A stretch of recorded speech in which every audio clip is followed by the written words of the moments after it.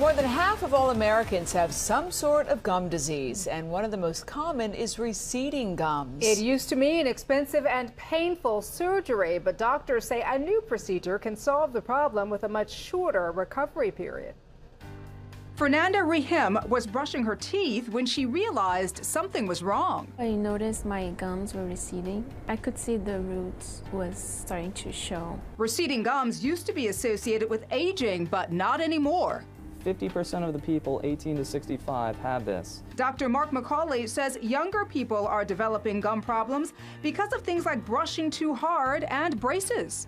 It tends to get worse. It's not one of those things that'll resolve on its own. Typically, doctors fix receding gums by grafting your own or donor tissue over the bad area. It causes a lot of bleeding and a lot of post-op discomfort. Recovery took weeks, but now there is a new treatment called Pinhole gum rejuvenation, commonly referred to as the lunchtime gum lift.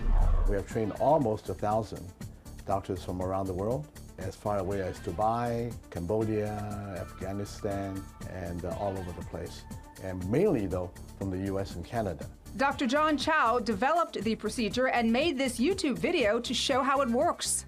Gum recession is corrected without cutting or stitches. A small hole is made in the gum above the affected tooth with a special dental instrument. The tissue is loosened and gently pulled down. Collagen strips are then inserted to stabilize the gums. No stitches are needed, and the gum heals quickly. Dentists performing the technique say it's much better than the surgical treatment. We can actually treat the whole mouth in a single visit. Fernanda's procedure was over in less than an hour. It looks good, yes, I'm happy. The gum looks where it should be. And that means she'll be smiling for years to come.